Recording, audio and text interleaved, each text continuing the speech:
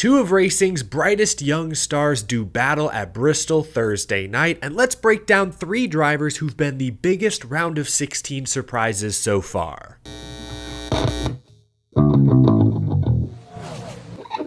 How's it going, y'all? My name is Eric. Welcome to Out of the Groove. Fans love putting drivers on the hot seat. Three drivers who faced quite a bit of criticism in recent seasons are on a quest to prove the doubters wrong in these playoffs. We'll shine a light on them in just a moment. First, I gotta give a shout out to my friends at Pristine Auction. PristineAuction.com is the most trusted sports memorabilia and collectibles auction site. Auctions on Pristine start at just $1, and each day thousands of signed items are available. Every item on PristineAuction.com comes with a certificate of authenticity from the industry's most reputable authenticators. PristineAuction.com is your one-stop shop for NASCAR memorabilia, collectibles, and so much more. Upgrade your collection today and get $10 off your first item one when you use registration code ERIC. That's ERIC, E-R-I-C. Click the link down in the description below to register. Use that code, get $10 off. Thank you to PristineAuction.com for sponsoring the show.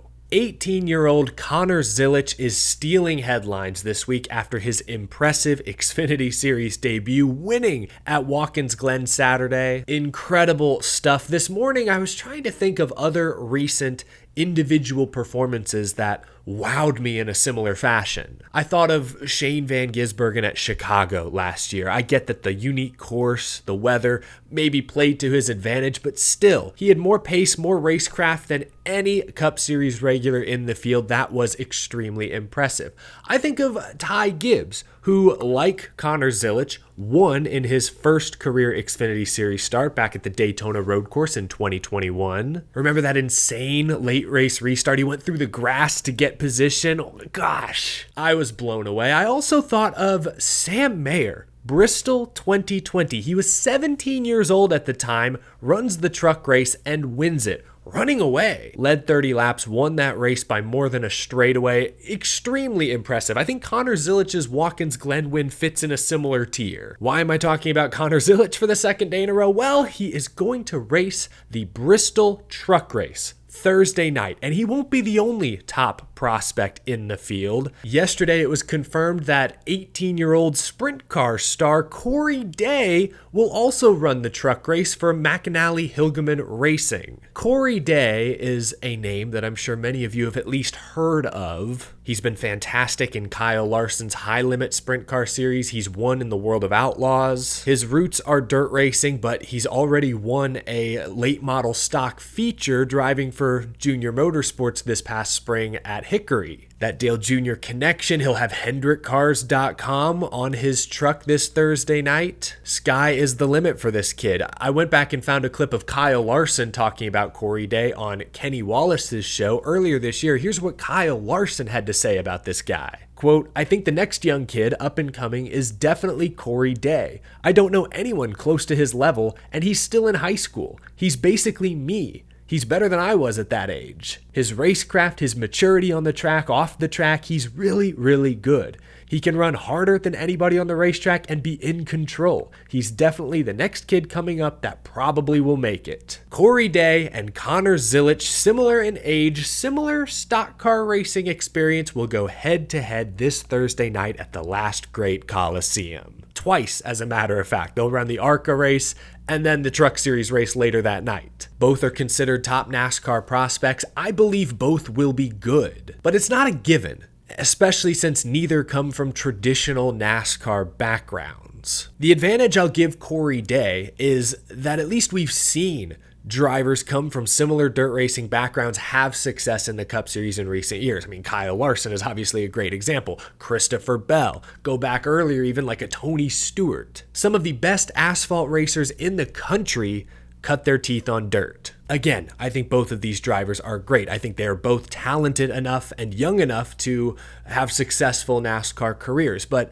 advantage Corey Day, because Connor Zilisch, we haven't seen many road course ringers come to NASCAR and become superstars. Certainly not in recent years. I mean, Juan Pablo Montoya, world-class driver, won 2 cup races in 7 years. Marcus Ambrose won 2 cup races.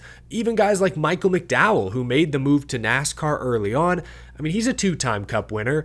AJ Allmendinger, 3-time winner. All fantastic racers, but I wouldn't consider any of them to be Cup Series superstars. Not on the level of Kyle Larson or even a Christopher Bell for that matter. I guess you have to factor in equipment as well. Those guys drive for Hendrick Gibbs. A lot of these road course ringers rarely get into top seats, but that's what makes Connor Zilisch so exciting. That's why Connor Zilisch may be the one to buck the trend. He's got to deal with Trackhouse, who is a playoff team, runner-up in the championship a couple of years ago. And the other advantage Zilisch has over those other drivers I just named is he's a whole lot younger. He's 18 years old, making the transition to stock cars. With all due respect to Ambrose, Montoya, they were in their 30s. They were already established road course veterans by the time they attempted their stock car switch.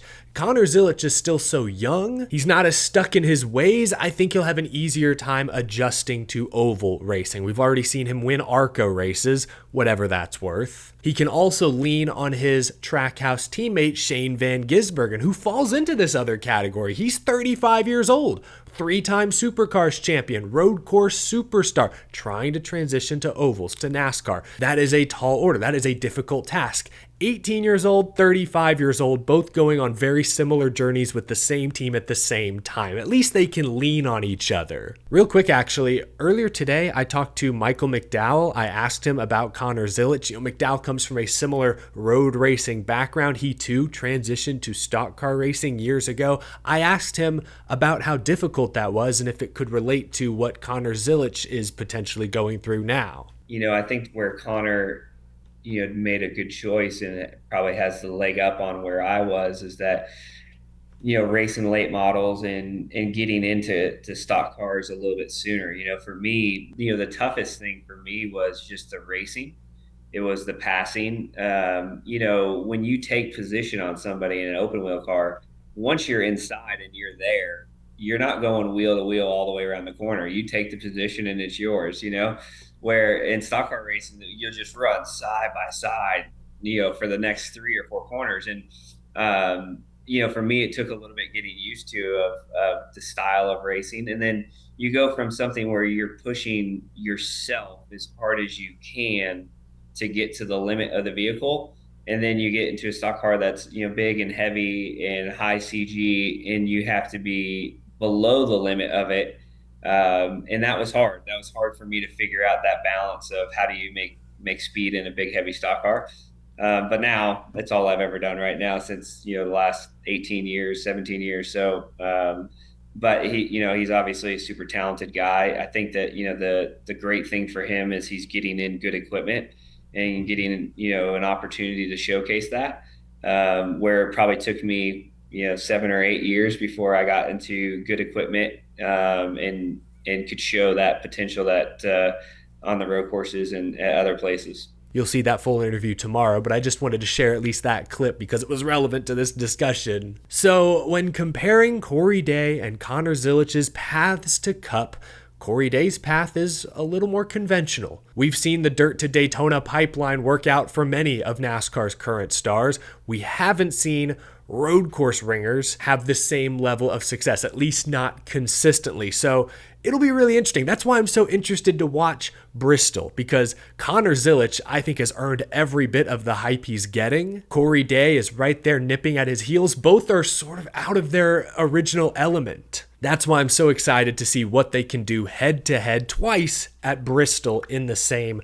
night. My prediction for that Thursday night truck race is that the usual crowd, Christian Eckes, Corey Heim, Ty Majeski, will probably pace the field, but I think both Zilisch and Day could fit into that second tier, guys like Nick Sanchez, maybe a Grant Enfinger, Raja Caruth, some of the Thor Sport guys, like they could be in that mix, 5th to 10th. William Sawalich is in this race as well, but he is still looking for his first top 10 of the season, driving for Tricon Garage. Another promising up-and-coming driver. Okay, my specific predictions, I predict Connor Zilisch will ride the wave of his Watkins Glen victory. He's also running for the ARCA East Championship earlier in the night. I think he'll finish 6th at Bristol. I predict Corey Day. He's driving for McDowell, who've been really good this year with Christian Eckes, but they've also not spread themselves this thin all year. I think he finishes 12th. I think both would be very good results for those respective drivers. I can't wait. Very excited to tune in Thursday night, Bristol Truck Series. Great young prospects, potentially future stars battling head to head.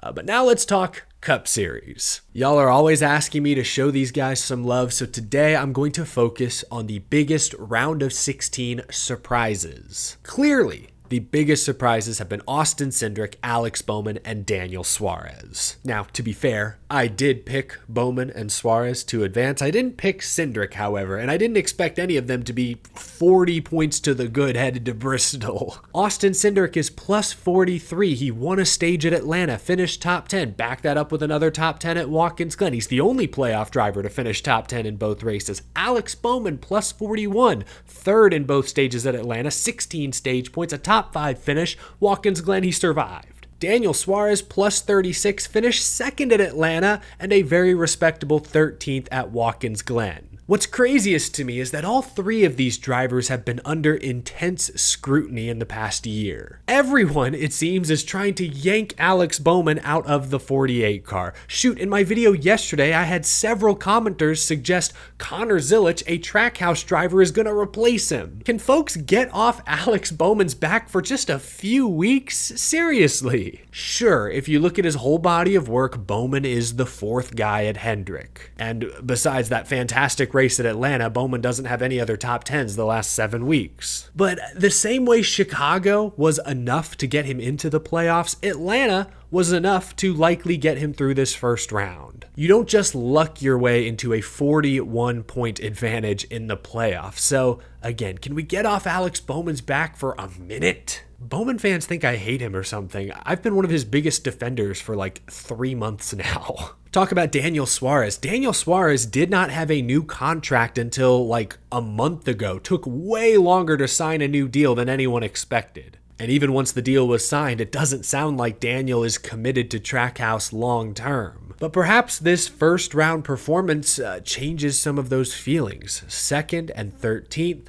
36-point cushion headed to Bristol. Hopefully they can advance at Bristol. And then Austin Cindric, 43 points to the good. Look, his dad runs the team. That doesn't mean he has total immunity, but it means he's going to really have to struggle to lose his job. Maybe it's unfair to compare Austin Cindric to his two now championship teammates, but over the past 3 seasons, Cindric has 19 top 10s, Logano has 43, Blaney has 47. Like, it's not even close. The gap, I think, should be a little closer than it's been. But maybe this strong start to the playoffs is Cindric closing that gap. Maybe this is the tide finally turning. We'll have to wait and see. Here's a question. I had all 3 of these guys getting eliminated by the round of 12. I don't want to get too far ahead of ourselves now, but who is most likely of this group to break through and advance to the round of 8? To get there, they'll have to get through Kansas, Talladega, and the Roval here in the next round. Once again, we've got a road course and a super speedway.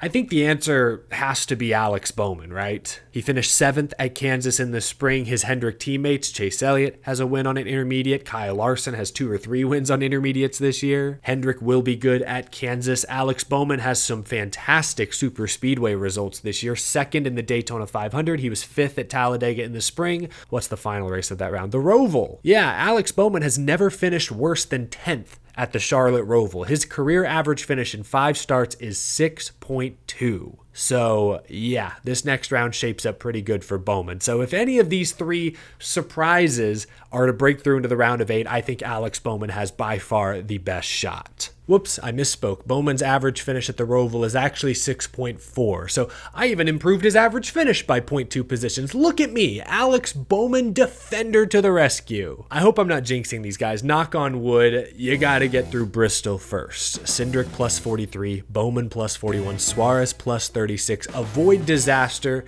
and these 3 should be through to the next round. Let me know down in the comments below, who do you think is most likely to make a shocking run into the round of 8? Who's the biggest surprise? guys so far. That'll do it for this episode, y'all. Leave a like if you enjoyed. Subscribe for more NASCAR content and commentary every single day. Again, that Michael McDowell interview coming tomorrow. And a big thank you to my Patreon supporters. Really enjoyed talking to Michael McDowell. I think you're in for a treat. We talked all things past, present, and future. So I'm excited to share that with y'all tomorrow. Have a wonderful rest of your Tuesday, folks. I'll talk to you again soon.